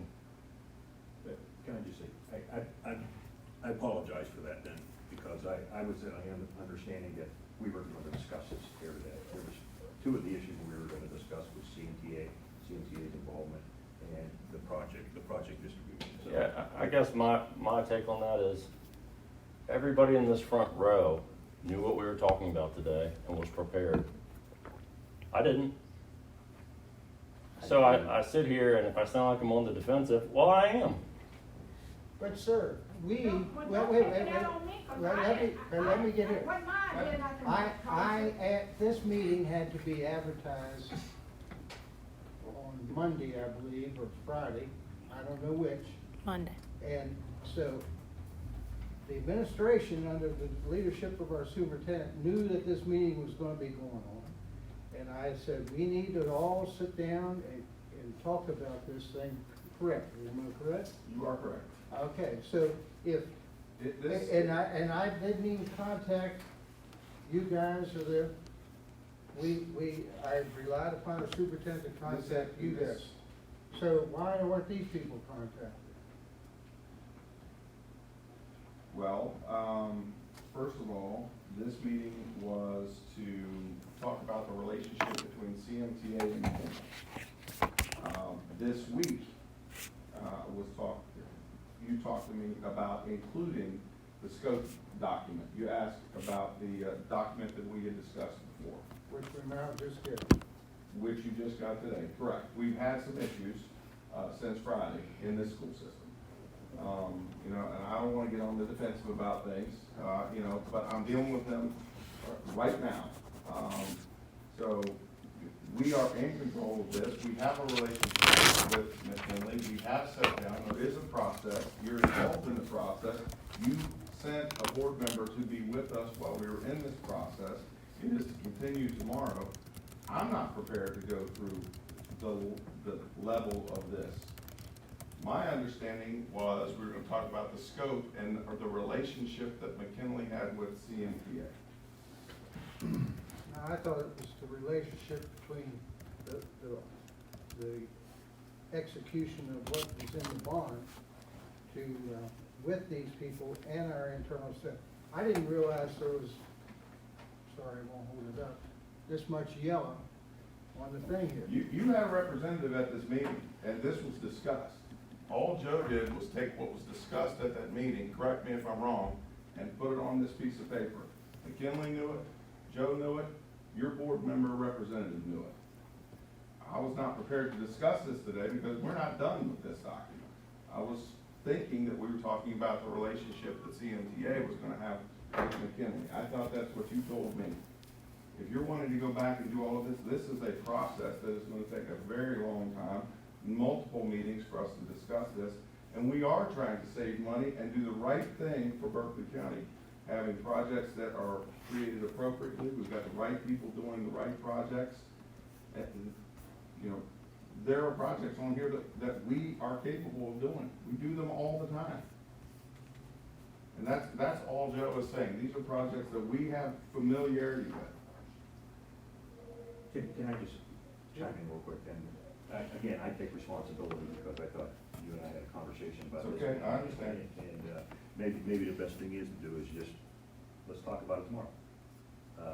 Because We can't have a board meeting tomorrow. No, this is in our regular project. Mr. Murphy wants to hear everything that has been going on, and I understand what he wants to hear, but the process of doing this is not gonna lend itself to us being at a board meeting as we do this over a long period of time. I was hired as your superintendent, interim in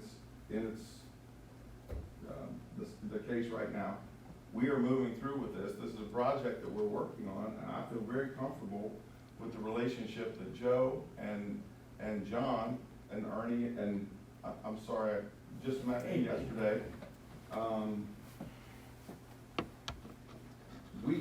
This is not a final project. I do believe there's things in here that we may want to look at with everybody else, but there are projects on here that we can do. If you look at the percentage of this, there's $124 million worth of projects that we have tied into McKinley. I'm just worried that if we try to do projects, for one, we don't even have, is our director of maintenance also our project manager?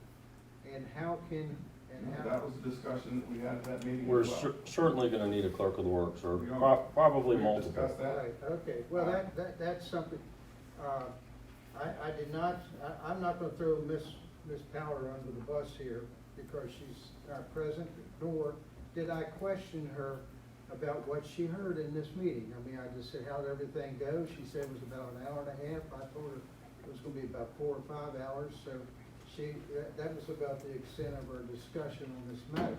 What I'm concerned about, I don't know about my colleagues, is that if we get into the construction business here, to this scale, and we're trying to, and it just came out when I was listening to Mr. Smith talk about it, if we're trying to do projects, and our people in there working with their people, and I'm not talking about our service employees, I'm talking about subcontractors, how will it mesh? Who will be in charge? And will we end up having to run back and do the job over again, or destroy the job that they do because they finished it in 8 weeks and we couldn't get the parts for 2 months, or a couple months? So I'm worried about that interaction there, just looking at this process here. I'm also worried about if there are federal grants, like I heard there, and we're doing things and we don't know about the federal grants, what obligation do they have to tell us that we can get money to help offset some of these costs? And finally, I'm hearing that this performance thing is not a bad idea. Whereas the other process, you have to take the low bid. And after the low bid is awarded and you cut the ribbon, you may not see those people again, and they may do a subpar job. So we're sitting here, we have expertise. You have engineers out to yazoo. We haven't even got to hear Joe yet. But they have a record, I know because I've checked on this, they have a low record of change orders between his process and his firm there. Change orders, and you know how sensitive this board is to change orders, and change orders can eat you up. So I'm just worried about the efficiency that we have in this approach, and I'm worried that it'll be inefficient. I just want us all to be on the same page. Right now, it seems like a cluster, to put it bluntly. And I want to understand what's going on. We have a huge bond, and I just want some understanding and us all to work together. Well, what I'm hearing is, I don't want to run you. Where were you a week ago, Jeremy? everywhere, couldn't tell you. Pardon me? Probably a ball game, if it's nighttime, probably. No, but I mean, you have to travel, when I looked at all those things there, you're traveling all over the country. You're running down here from Wheeling. And I want us to have a meeting that's gonna be conducive to solving problems, and as she said, get us on the same page. And I don't see it happening right now. Am I right? I think what, Ernest said was that they were going tomorrow, and I guess probably they're on better footing, correct? It's not better footing, Well, you know, this a better is- understanding of this who's is- doing what. this is gonna be multiple meetings, and you were talking to us after the first.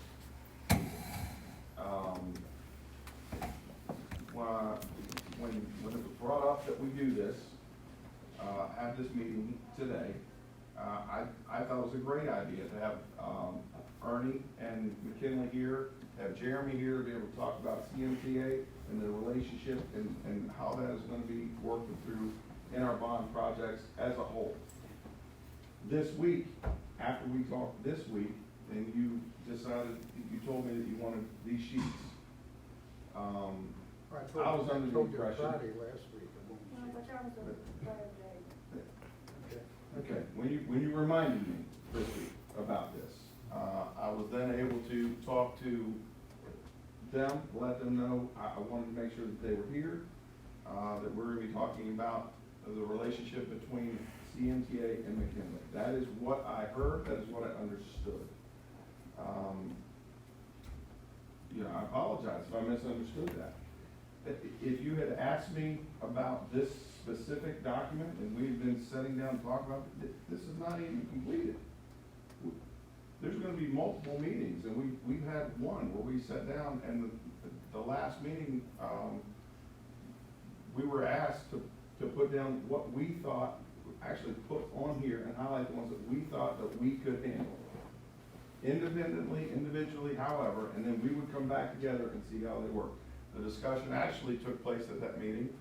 An example of this was, correct me if I'm wrong, at the Tomahawk edition, there were multiple things that are listed, and, He doesn't know suspension on that. well, it's already out now. So, there were multiple things mentioned, replacements, safe school entrances, fencing, HVAC additions.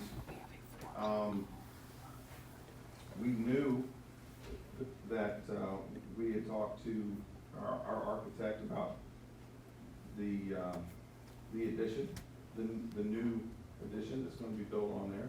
We also felt like there were things that we could do, we wanted to know how we could overlap that. Those are things that we were talking about, it's a discussion. So we put in the ones that we felt like that we could do to continue the discussion. So where are we right now? Well- Does Ernie have a presentation? No, I know it's getting late here, and let me just say this, and I'll speak for CMTA. We want the best for Berkeley County Schools. What's the best? If it's using CMTA, if it's not using CMTA, I think you would agree, that's it. When it comes to the projects, we want the best. If you can do them and save some dollars, it's not about us getting a fee on everything, it truly isn't. But one of the things you hired us for was to manage projects. So where we quickly need to get to, and tomorrow will be another day to that, is what are we managing? Because we can only be in control of what we're managing. So if we're managing projects that are strictly traditional design bid build, then we know that, we're managing that. If there's an energy project and you agreed to that energy project and it's in there, we could have some oversight of that. We're working with Jeremy to make sure it all stays in the budget. If you're doing some projects, then it makes sense, but how are we managing it? Because I think if you go back to the first day when we went back in the room, when we signed the contract, our job is the first day, say, where are all the dollars allocated to? Which, who's getting this dollars, and we have that here, but we haven't confirmed it. We need to get in there and confirm it so that we're all comfortable. If you have $6 million to a project, is that the right number? Is it 5.5, or is it 6, or is it 6.5? So we need, that's what we do as a as your firm, we manage that. And I was hoping today that we can just all agree to that, get on the same page, and whoever has an opinion, let's all sit in the room, figure out what's right, and then go with it, and we're done with it, move on. I do have a concern about us trying to do $23 million worth of projects, and Ron says, and Jay says, that's not in the figure. So I'll just wait to see where we are with that. This is to our staff. One of the concerns I have is that if we have all this fragmentation, people doing this job and doing that job, say they can do the job for less than the amount of money that's allocated. If the contractor says, well, we're going to, they can save us some money. If you have it all under one roof, you can move money around to projects, if you can do it cheaper and so. But when you have this fragmented approach, you're not gonna have that efficiency of, we can do this job cheaper, but it's gonna cost more for this job, and we can transfer money around. If you have the fragmented approach, you're not gonna have that cooperation and that insight into taking this project's money that didn't cost this amount and putting it over to here. And that's one of the major concerns I have. And if we go out and try to do the subcontractors for all these things, there's not gonna be a cohesion there. Whereas if you have one pair of eyes working on the whole project, they can see where they can save money and where they will need higher things. But if you have this fragmentation, I just don't see that efficiency being generated in this entire thing. And I have a very strong concern that what we do on this bond will sell what we do on the future bond. And I think we have to make sure that we feel comfortable doing that. And I'm just worried about this fragmented approach that I see in the early stages here of approaching this. I'd suggest that since we're not going to do anything more here, that the internal staff understand we want your all's input and presence and awareness so that when the presentation was there. I'm sorry, because some of you guys have traveled a long distance, and I hope that tomorrow's meeting will help. We will not have another school board meeting until further down the road, but I want everyone to understand that the board has to make a final decision, and we have to feel comfortable with the decision you make. And I'm saying all parties need to work out something that'll sell it to this board, because we have to approve it. We have a responsibility to make sure we feel like we're doing the right thing. Anyone else want to say anything before we leave here? The silence is deafening. Motion to adjourn? Second. Okay, before we do that, we're going to try to schedule a meeting. We have to follow up on the next week, and I'll get together with Chris to continue the. Well, so let's make this clear, this is just phase one of Let's, your all's let's, meeting. you know